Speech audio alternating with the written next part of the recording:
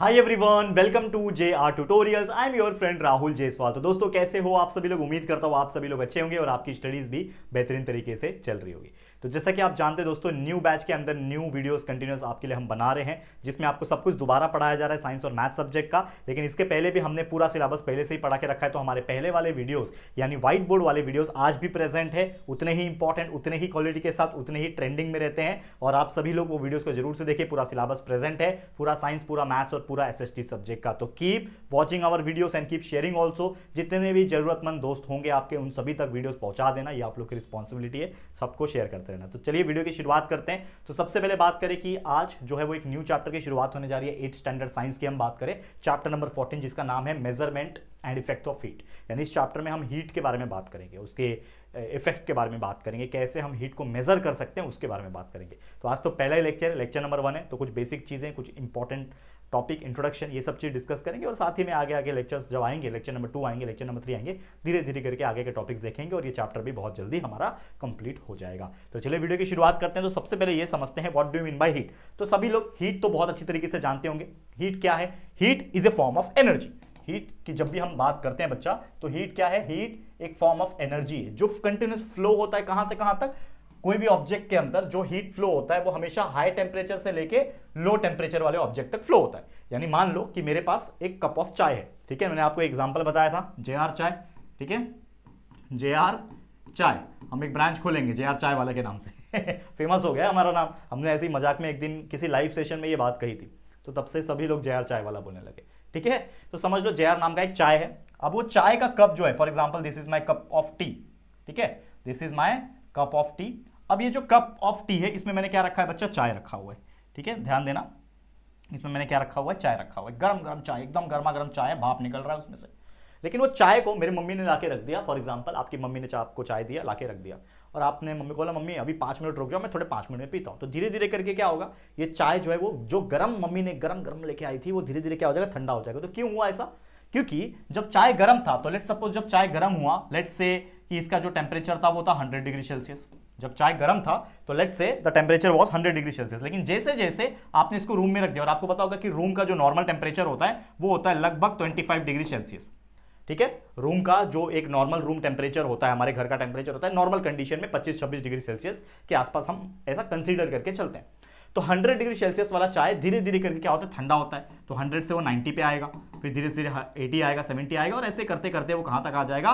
25 degree तक आ जाएगा। यानी कि जो गर्म हुआ हुआ चाय था, कुछ समय के बाद 5 से 10-15 मिनट के अंदर अंदर वो पूरी तरीके से ठंडा हो जाएगा, नॉर्मल रूम टेम्परेचर पे हो जाएगा। हो सकता है इससे भी ठंडा हो जाए, 20-15 डिग्री पे आ जाए।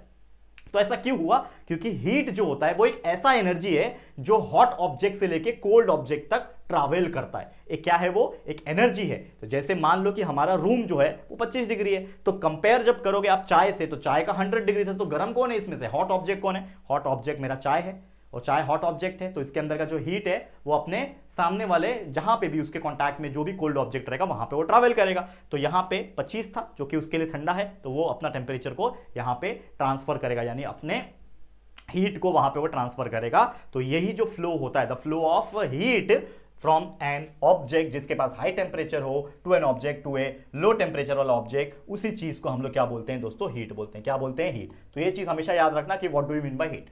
अभी जो हीट होता है वो टोटली डिपेंड करता है उसके टेम्परेचर पे। टेम्परेचर मतलब तापमान।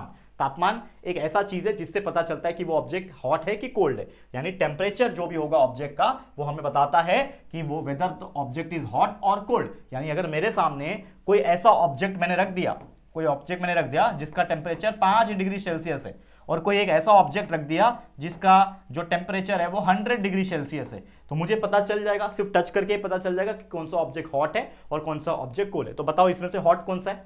कमेंट करके बताओ। चलो वीडियो को पॉज करो, इन दोनों में से हॉट ऑब्जेक्ट और कोल्ड ऑब्जेक्ट कौन सा है वो मुझे बताओ कमेंट करके, ठीक है। पॉज करो, मैं रुकता हूं, 1 मिनट के लिए रुकता हूं, फिर मैं आपको बताऊंगा, ठीक है। कर दिया कमेंट? किया कमेंट? चलो अब मैं आपको जवाब बताता हूं। तो 5 डिग्री वाला जो ऑब्जेक्ट होगा, ऑब्वियसली जितना कम टेम्परेचर होता है, ये क्या होता है? टेम्परेचर हमारा, तो ये क्या होता है? कोल्ड होता है। ये कोल्ड ऑब्जेक्ट है। और जितना टेम्परेचर ज्यादा रहेगा, 50, 100, 200, 500, 1000, ये सब ऑब्जेक्ट क्या होते हैं? हॉट ऑब्जेक्ट होते हैं। तो हमेशा एक चीज याद रखना, टेम्परेचर कम है तो वो कोल्ड ऑब्जेक्ट है। टेम्परेचर कम, अब जैसे एग्जांपल के तौर पे आइस, आइस का जो टेम्परेचर होता है, जो बर्फ होता है हमारा, बर्फ का जो फ्रीजिंग टेम्परेचर होता है वो नॉर्मल कंडीशन में 0 डिग्री से 4 डिग्री तक वो डिफर करता है, ठीक है। 0 डिग्री पे वो फ्रीज हो जाता है, 4 डिग्री के आसपास भी होता है, तो 0 डिग्री पकड़ के चलो आप। तो बर्फ जो होता है वो 0 डिग्री पे फ्रीज होता है, तो बर्फ का टेम्परेचर नॉर्मल कितना हुआ, 0 डिग्री के आसपास, ठीक है। उससे भी अगर ठंडा चीज है तो वो माइनस में जाएगा, 0 के पहले क्या आता है, -1, फिर -2, -3। तो कहीं ऐसे भी शहर होते हैं, ऐसे भी दुनिया में सिटीज है, जैसे रशिया में बहुत सारे ऐसे सिटी है, वाई से कुछ तो नाम है, मुझे एग्जैक्ट याद नहीं, मैंने एक ब्लॉग देखा था, याकुस ऐसा कुछ तो नाम है, कि युत्सुक ऐसा कुछ तो नाम है, पता नहीं। ऐसा एक सिटी है रशिया में, एक कंट्री है एकदम साइबेरिया वाले साइड में, ऐसा सिटी है जहां पे टेम्परेचर -50, -60 ऐसा टेम्परेचर पहुंच जाता है। तो सोचो वो एक ऐसा टेम्परेचर होता है जिसमें कोई भी पानी का ऑब्जेक्ट को खाली उछालो ऐसा तो तुरंत हवा में ही बर्फ बन जाएगा, मतलब इतना खतरनाक माइनस में टेम्परेचर होता है। तो वो क्या हो गया, एक्सट्रीम कोल्ड हो गया। और हॉटनेस की अगर हम बात करें तो यार 100 डिग्री पे पानी बॉईल हो जाता है, तो उसको हम लोग बोलते हैं कि बहुत ज़्यादा गर्म टेम्परेचर है। लेकिन सोचो कि लोहा वगैरह होता है वो 3000-4000 डिग्री सेल्सियस पे पिघलता है, तो सोचो उसका टेम्परेचर कितना ज़्यादा होता होगा। और सोचो कि हमारा जो सूरज भगवान है, सूरज देवता जिसको हम बोलते हैं, जहाँ से हमें हीट एंड लाइट सप्लाई आता रहता है, वो कितना गर्म होगा। तो ये चीज़ है यहाँ पे बताने के लिए जो टेम्परेचर बताता है, ठीक है, समझ में आ रहा है। अब जब भी हम हीट सप्लाई करते हैं तो when we give the heat to an object, कोई भी ऑब्जेक्ट को जब हीट सप्लाई करेंगे तो वो थोड़ा सा क्या होता है, एक्सपांड होता है। जैसे एग्जांपल के तौर पे बर्फ को अगर मैं हीट सप्लाई करूंगा तो वो पिघल के पानी बन जाएगा, यानी वो क्या हो गया, एक्सपांड हो गया। लेकिन अगर कोई ऑब्जेक्ट को हम ठंडा अगर करते हैं, हम कोई भी ऑब्जेक्ट को कूल करते हैं तो वो क्या हो जाएगा, कॉन्ट्रैक्ट हो जाएगा। यानी एग्जाम्पल पानी का ही ले लो, पानी को अगर हम ठंडा करेंगे तो वो सिकुड़ जाएगा और बर्फ बन जाएगा। तो ऐसे बहुत सारे एग्जाम्पल्स है। लोहा का एग्जाम्पल ले लो, आयरन एक समझ लो, ये आयरन का एक टुकड़ा है, तो आयरन को इसको अगर मैं 3500 डिग्री 4000 के आसपास डिग्री टेम्परेचर में इसको हीट करूंगा तो ये पिघल के पानी जैसा हो जाएगा। लेकिन जैसे इसको ठंडा कर दूंगा तो वापस से वो कॉन्ट्रैक्ट होके एक शेप ले लेगा, ठीक है। तो हमेशा याद रखना, कोई भी ऑब्जेक्ट को अगर मैं हीट सप्लाई करूंगा तो हीट से होता है एक्सपांशन, एक्सपांड होता है कोई ऑब्जेक्ट, और कूल मतलब टेम्परेचर कम कर दूंगा, कूलनेस प्रोवाइड करूंगा, ठंडापन प्रोवाइड करूंगा, कूल करूंगा, तो वो ऑब्जेक्ट कॉन्ट्रैक्ट हो जाता है। तो एक्सपांशन होता है हीटिंग पे, कॉन्ट्रैक्शन होता है कूलिंग पे, ये चीज आपको ध्यान में रखना है। अब इसी के साथ साथ स्टेट्स ऑफ मैटर जो होते हैं, आपको पता है there are 3 states of matter, solid, liquid, gases. तो स्टेट्स ऑफ मैटर जो होता है ऑब्जेक्ट का, वो भी साइमल्टेनियसली क्या होता है, चेंज होता रहता है बिकॉज ऑफ द हीटिंग। जैसे मैंने बर्फ का एग्जांपल दिया कि 0 डिग्री पे पानी जो है वो बर्फ है ना, लेकिन उसको छुओगे तो कड़क लगता है, तो वो क्या है, एक सॉलिड है। लेकिन जैसे उसको पिघला दोगे, उसको टेम्परेचर प्रोवाइड किया, जैसे आपने हीट किया, हीट करने के बाद वो जो बर्फ था अब वो पानी बन जाएगा, यानी अब सॉलिड से वो क्या बन गया, लिक्विड बन गया।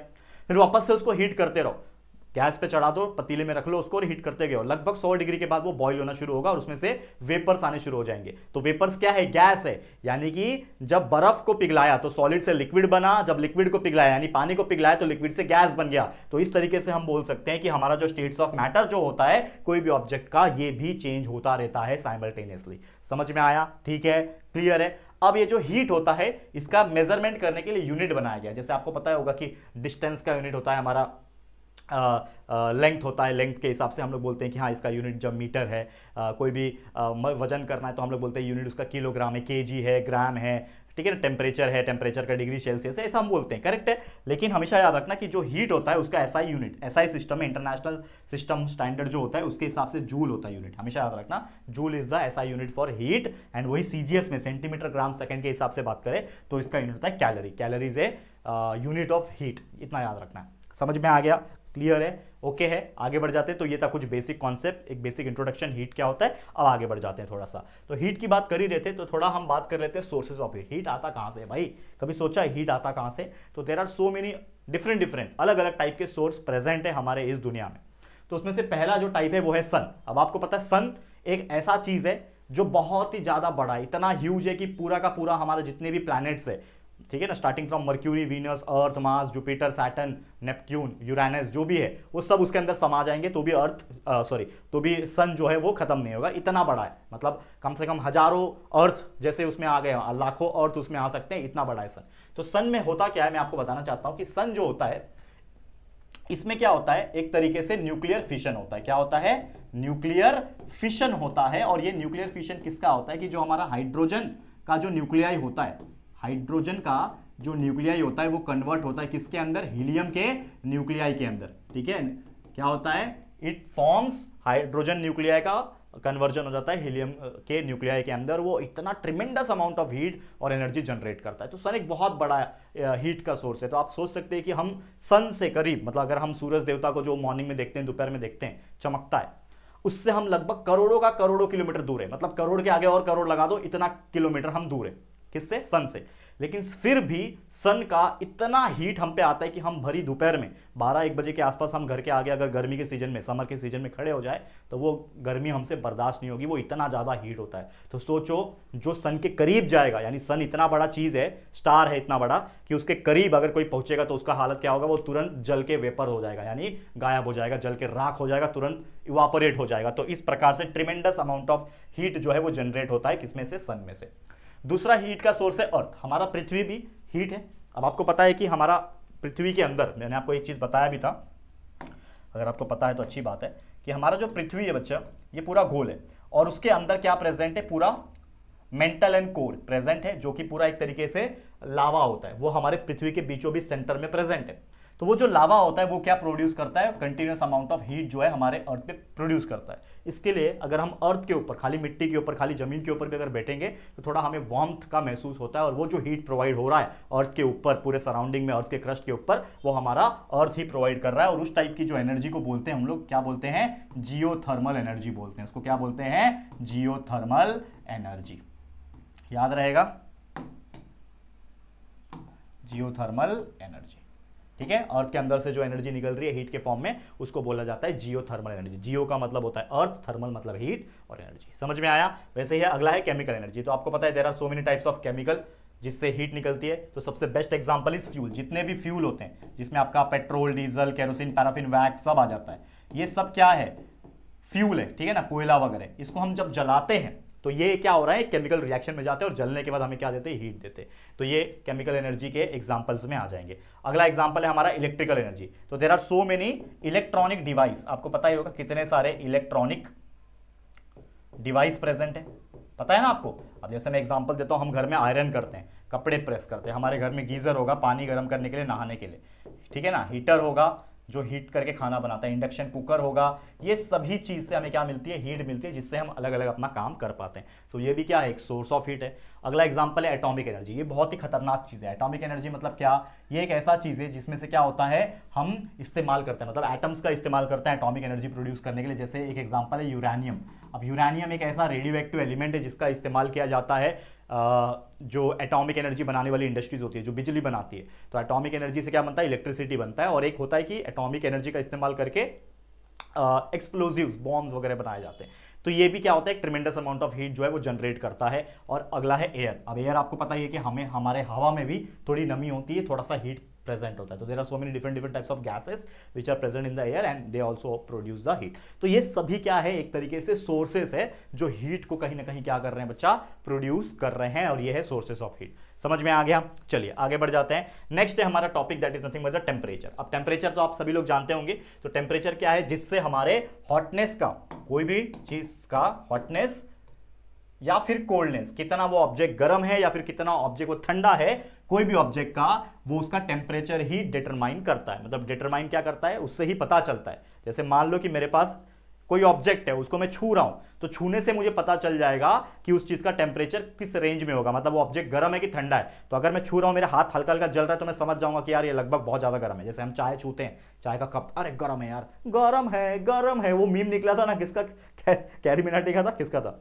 ठीक है ना, तो वो एक पैरोडी उन्होंने किया था कैरी मिनाटी ने। तो आपने देखा होगा कि कैसे वो एक्टिंग करते हैं, गरम है गरम है। तो वो सेम चीज है यहाँ पे। कोई ऑब्जेक्ट गरम है तो हम क्या बोलते हैं? उसको गरम है। कोई ऑब्जेक्ट जब छू के हम लोग को फील होता है टेम्परेचर कम है तो वो ठंडा है। तो अगर टेम्परेचर कम है तो ठंडा, टेम्परेचर ज्यादा है तो गर्म है। तो उसी चीज को हम लोग टेम्परेचर बोलते हैं। और टेम्परेचर को ही मेजर करने के लिए एक डिवाइस बनाया गया है जिसको आप जानते भी होंगे, जिसका नाम है दोस्तों थर्मामीटर। क्या बोला जाता है? थर्मामीटर। तो इसका डिटेल स्टडी कि थर्मामीटर एग्जैक्टली क्या होता है, कैसे काम करता है, वो हम लोग लेक्चर नंबर 2 में देखेंगे। तो इसका थोड़ा सा वेट कर लेना, लेक्चर नंबर 2 में बहुत जल्दी लेकर आऊंगा। लेकिन इसके आगे के और भी टॉपिक्स है वो हमें स्टडी करना है। तो टेम्परेचर समझ में आ गया क्या होता है? कोई भी चीज का हॉटनेस या फिर कोल्डनेस। टेम्परेचर लो है मतलब ऑब्जेक्ट ठंडा है, टेम्परेचर हाई है मतलब ऑब्जेक्ट गर्म है। ठीक है, आगे बढ़ जाते हैं। अब यही जो टेम्परेचर है उसका खेल क्या है, हीट एंड टेम्परेचर का क्या लेना देना है? तो ऑब्वियसली जैसे मैंने बोला कि heat is determined by the temperature. कोई भी चीज का हीट कैसे पता चलेगा, उसके टेम्परेचर पे डिपेंड करेगा। टेम्परेचर 5 डिग्री है तो मैं बोलूंगा ठंडा है, 10 डिग्री ठंडा है, 15-20 नॉर्मल है, ठीक है ना। जैसे जैसे आगे बढ़ूंगा तो मैं जाऊंगा 70-80 डिग्री पे जाऊंगा, अगर कोई ऑब्जेक्ट को टच करूंगा तो मुझे महसूस होगा कि वो बहुत गर्म है। 100 डिग्री पे तो पानी बॉईल हो जाता है तो मैं बोलूंगा बहुत ज्यादा गर्म है, उससे भी ज्यादा गर्म है। तो इस प्रकार की चीजें होती है। तो जो टेम्परेचर होता है वो हमेशा यूनिट्स में मेजर होता है। तो कौन कौन से unit, there are 3 units to measure a temperature. जैसे नॉर्मल तौर पर हमने एक ही चीज सुना है अब तक कि हम लोग बोलते हैं ना कि मुझे इतनी डिग्री बुखार है, मैं बोलता हूँ ना अरे यार मेरे को 100 डिग्री बुखार हो गया, लेकिन वो डिग्री क्या है, डिग्री सेल्सियस है कि डिग्री फ़ारेनहाइट है या फिर केल्विन है, वो क्या है ये आपको आज पता चलेगा। तो हमेशा याद रखना टेम्परेचर 3 यूनिट्स में मेजर किया जाता है। एक होता है सेल्सियस जिसको डिग्री सेल्सियस कहते हैं, दिख रहा है डॉट, डॉट मतलब डिग्री और ये सी मतलब सेल्सियस, तो डिग्री सेल्सियस होता है। और एक होता है फ़ारेनहाइट जिसको डिग्री फ़ारेनहाइट एफ कहा जाता है, और एक होता है केल्विन। तो केल्विन जो है ये सबसे ज्यादा इंडस्ट्रीज में और एक्सपेरिमेंटल पर्पस के लिए यूज किया जाता है। जो साइंटिफिक एक्सपेरिमेंट्स जो होते हैं उसमें केल्विन का इस्तेमाल होता है, अदरवाइज इसका नॉर्मल यूज में केल्विन का इस्तेमाल नहीं होता है। और ये जो दो चीजें, इसका सबसे ज्यादा इस्तेमाल normal day to day life में होता है। जैसे एग्जांपल के तौर पे फ़ारेनहाइट, ये फ़ारेनहाइट जो हम लोग बोलते हैं ना कि यार मुझे 100 डिग्री बुखार हो गया, मुझे एक बात बताओ, अगर वो 100 डिग्री सेल्सियस होता, अगर वो 100 डिग्री सेल्सियस होता तो पानी का जो बॉइलिंग पॉइंट है, जैसे मैंने बताया पानी किस टेम्परेचर पे बॉइल होता है, इवापोरेशन कब होता है, 100 डिग्री पे, करेक्ट। तो पानी जो 100 डिग्री पे गर्म हो जाता है उसको हम उंगली से छुएंगे तो हमारा हाथ जल जाएगा। तो हमारा बॉडी का टेम्परेचर उतना गर्म हो जाता है क्या कि कोई छुए हम लोग को आके चेक करने के लिए, अरे तेरे को बुखार है क्या, तो उसका हाथ जल जाता है क्या, नहीं। तो इसका मतलब क्या है कि वो डिग्री सेल्सियस नहीं है जो हम लोग डिग्री बोलते हैं ना कि मेरे को 100 डिग्री बुखार है, मेरे को 104 डिग्री का फीवर आ गया था, तो वो 104 डिग्री कौन सा है, वो ये डिग्री फ़ारेनहाइट है। हमेशा याद रखना, एग्जाम्पल इसका याद रखना कि जो हम फीवर में मेजरमेंट करते हैं, जो हमें बुखार आता है, वो जो थर्मामीटर होता है जिससे हम मेजर करते हैं वो कौन सा डिग्री बताता है, वो डिग्री फ़ारेनहाइट बताता है, डिग्री फ़ारेनहाइट नॉट सेल्सियस। और ये जो सेल्सियस है वो एग्जांपल वाटर बॉइलिंग का मैंने बताया था आपको, ये वाटर बॉइलिंग वाला जो टेम्परेचर है वो ये वाला टेम्परेचर है जो डिग्री सेल्सियस में इस्तेमाल किया जाता है। याद रखना, ऐसे बहुत सारे एग्जांपल्स है लेकिन ये सबसे कॉमन एग्जांपल है जो हमारे हम डे टू डे लाइफ में करते हैं। पानी बॉइल करने से लेके बुखार आने तक ये होता रहता है हमारे साथ, साल में एक आध बार हर किसी को बुखार आता ही है थोड़ा बहुत, ठीक है ना। तो ये चीजें हैं जिसको आपको ध्यान में रखना है। क्लियर है, समझ में आ गया कि डिग्री सेल्सियस कौन सा यूनिट है, डिग्री फ़ारेनहाइट कौन सा यूनिट है और केल्विन कौन सा है। अब इन तीनों का रिलेशन हम लोग पढ़ेंगे, that is the most important thing here, that is कि जो हमारा हीट है, टेम्परेचर है, इनके बीच में रिलेशन ये है 3 यूनिट का, जो कि ये है कि जो फ़ारेनहाइट होता है F -32 divide by 9 is equal to C/5 अगर कर दूंगा तो मान लो कि मेरे को कोई बोल दिया कि मेरे पास 50 डिग्री सेल्सियस है, तो ये 50 डिग्री सेल्सियस केल्विन में कितना होगा, 50 डिग्री सेल्सियस फ़ारेनहाइट में कितना होगा, या फिर मुझे मान लो 102 डिग्री बुखार है तो ये 102 डिग्री फ़ारेनहाइट जो बुखार है वो सेल्सियस में कितना होगा, वो हमारा केल्विन में कितना होगा। तो उसको कन्वर्ट करने के लिए एक मैथमेटिकल लॉजिक, एक मैथमेटिकल फॉर्मूला साइंटिस्ट लोग ने पहले ही बना के रखा था। तो ये 2 फॉर्मूले हैं जिसके हेल्प से हम कोई भी चीज को कन्वर्ट कर सकते हैं, that is the relation between. इसको हम क्या बोल सकते हैं, इसको इस प्रकार से बोल सकते हैं, क्या बोल सकते हैं, रिलेशन बिटवीन, कौन कौन सा है इसमें, F लिखा है मतलब फ़ारेनहाइट और C लिखा है मतलब सेल्सियस, तो मतलब ये कौन सा है, ये फॉर्मूला आपका relation between Fahrenheit and Celsius के बीच में बताएगा, डिग्री फ़ारेनहाइट और डिग्री सेल्सियस के बीच में ये फॉर्मूला आपको बताएगा। और ये फॉर्मूला में देखोगे K लिखा है और C लिखा है मतलब केल्विन और सेल्सियस, तो ये क्या है, relation between kelvin and Celsius. समझ में आ रहा है। तो ये 2 फॉर्मूले से हेल्प से हम लोग इस्तेमाल करेंगे और इसके हेल्प से हम कोई भी चीज का कन्वर्ट कर सकते हैं। एग्जांपल के तौर पे मैं आपके लिए एक एग्जांपल न्यूमेरिकल लेकर आया हूं जिसको हम सॉल्व करेंगे। क्वेश्चन क्या पूछा है इसमें, how much will the temperature of 68 degree Fahrenheit, यानी एक टेम्परेचर है 68 डिग्री फ़ारेनहाइट का, उसको हमें सेल्सियस में कितना होगा वो बताना है और केल्विन में कितना होगा वो बताना है। तो सबसे पहले आपको दिया हुआ है फ़ारेनहाइट, तो फ़ारेनहाइट का कितना है 68 डिग्री फ़ारेनहाइट। अब एक फॉर्मूला हम जानते हैं कि अगर फ़ारेनहाइट को सेल्सियस बनाना है तो फ़ारेनहाइट और सेल्सियस के बीच में एक फॉर्मूला है, कौन सा, ये वाला फॉर्मूला जिसमें फ़ारेनहाइट भी आता है सेल्सियस भी आता है। तो F -32 divide by 9 we know, ऐसा लिखेंगे हम लोग, क्या लिखते हैं हम लोग लिखते हैं we know F -32 divide by 9 is equal to C/5। This is the formula, cross check कर लो एक बार, यही फॉर्मूला है ना, F -32/9 is equal to C/5, ये फॉर्मूला है हमारा, ठीक है। अब इसमें मुझे F का वैल्यू पता है, यहां पे एक मैं लाइन खींच देता हूं क्योंकि यहां पे मैं फ़ारेनहाइट को सेल्सियस में कन्वर्ट करूंगा और यहां पे फ़ारेनहाइट को इसमें करूंगा, केल्विन में कन्वर्ट करूंगा, ठीक है ना। यहां पे लिख दो, यहां पे ऐसा लिख देता हूं मैं, conversion of conversion of Fahrenheit into Celsius. ठीक है, ये मैंने आप पे लिख के दिखा दिया ताकि आपको याद रखने में आसानी हो। अब f का वैल्यू है 68, तो 68 डाल दो, 68 minus 32 divide by 9 is equal to c upon 5। 68 में से 32 गया, माइनस कर दो, कितना बचेगा देखो, कितना बचेगा यार, 8 में से 2 गया 4,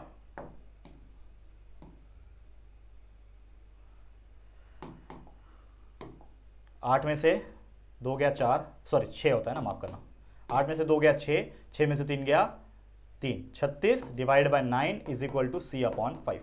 ठीक है, चलो 9 के टेबल में 9 1 9 होता है, 9 4 36 होता है, क्या बच रहा है, ऊपर 4 नीचे 1 is equal to c upon 5। Normal mathematics का सिंप्लीफिकेशन है और कुछ नहीं। अब क्रॉस मल्टीप्लाई कर लेते हैं, कभी भी कोई चीज बीच में इक्वल है और ऊपर नीचे है तो ऊपर से क्रॉस मल्टीप्लाई हो जाता है, तो 4 मल्टीप्लाई बाय 5 हो जाएगा, बीच में है इक्वल, और ये c मल्टीप्लाई बाय 1 हो जाएगा। ठीक है, 4 5 होता है 20 is equal to c multiply by 1 c को आगे ले लो तो c इज इक्वल टू 20 और ये डिग्री सेल्सियस। तो हमारा टेम्परेचर जो डिग्री सेल्सियस में आ गया वो आ गया 20, यानी कि 68 डिग्री फ़ारेनहाइट का जो टेम्परेचर रहेगा उसको अगर मैं डिग्री सेल्सियस में लिखूंगा तो वो होगा सिर्फ 20 डिग्री सेल्सियस। समझ में आ गया? तो ये था कन्वर्जन ऑफ फ़ारेनहाइट सेल्सियस में। अब हम यहां पे करेंगे कन्वर्जन ऑफ, यहां पे मैं करता हूं conversion of Fahrenheit into kelvin. ठीक है ना, अब इसको हम लोग करते हैं केल्विन में कन्वर्ट करते हैं। ठीक है, तो सबसे पहले F तो मुझे पता ही है, वी नो द फॉर्मूला, लिखो यहां पे वी नो द फॉर्मूला, क्या है फॉर्मूला चेक करो, that is K is equal to C plus 273.15, K is equal to C plus 273.15, जिसमें मुझे K का वैल्यू पता है, सॉरी हाँ एक चीज और, थोड़ा सा मैंने गड़बड़ किया, कन्वर्जन ऑफ फ़ारेनहाइट नहीं, माफ करना, सेल्सियस। ठीक है, मैंने थोड़ा फास्ट कराने के चक्कर में यहां पे क्या आएगा, सेल्सियस को हम लोग क्या कर रहे हैं केल्विन में, क्योंकि फ़ारेनहाइट और सेल्सियस का रिलेशन है और केल्विन और सेल्सियस का रिलेशन है। फ़ारेनहाइट और केल्विन का कोई रिलेशन नहीं है। तो अगर मेरे को सेल्सियस निकालना है तो पहले मैं फ़ारेनहाइट से सेल्सियस निकाल लूंगा और फिर वो सेल्सियस जो आया उस सेल्सियस का यूज करके हम लोग केल्विन निकालेंगे। तो सेल्सियस मैंने निकाल रखा है 20, तो उसको यूज करेंगे तो केल्विन मिल जाएगा। तो kelvin is equal to C, यानी सेल्सियस कितना आया था, 20 आया था हमारा, प्लस 273.15 डाल दोगे तो आपको K का वैल्यू आ जाएगा, दैट इज कितना हो जाएगा बताओ, 273 प्लस 20 कितना हो जाएगा, 293.15, और केल्विन का शॉर्ट में K लिख देने का यहाँ पे, तो ये आ गया हमारा वैल्यू। यानी कि जो टेम्परेचर 68 डिग्री फ़ारेनहाइट था वो फ़ारेनहाइट में 68 डिग्री है, सेल्सियस में 20 डिग्री है और केल्विन में वो 293.15 केल्विन है। समझ में आ गया? तो इस तरीके से कोई भी चीज का कन्वर्जन हम कर सकते हैं टेम्परेचर के केस में, चाहे वो फ़ारेनहाइट हो, चाहे वो सेल्सियस हो, चाहे वो केल्विन हो। समझ में आ गया? तो बस इतना ही था आज का लेक्चर, जिसमें हमने बहुत सारी चीजें सीख ली। तो इसी के साथ ये आज का लेक्चर हम एंड करते हैं, लेकिन और भी ऐसे बहुत सारे टॉपिक्स बचे हुए हैं जो हम आगे के लेक्चर में यानी लेक्चर नंबर 2 में डिस्कस करेंगे। तो बस आज के लिए इतना ही, ये वीडियो इसी के साथ हम एंड करते हैं। ये वीडियो आपको कैसा लगा है दोस्तों जरूर से कमेंट करके बताना। वीडियो पसंद आया होगा तो प्लीज वीडियो को लाइक कर देना, शेयर करना अपने सभी दोस्तों के साथ, और अगर पहली बार आए हो चैनल पे, अभी तक चैनल को सब्सक्राइब नहीं किया है तो फटाफट से हमारे चैनल को सब्सक्राइब करके बेल आइकन को प्रेस कर देना। ठीक है दोस्तों, तो चलो फिर जल्दी मिलेंगे एक और नई वीडियो में, तब तक के लिए thank you and good bye.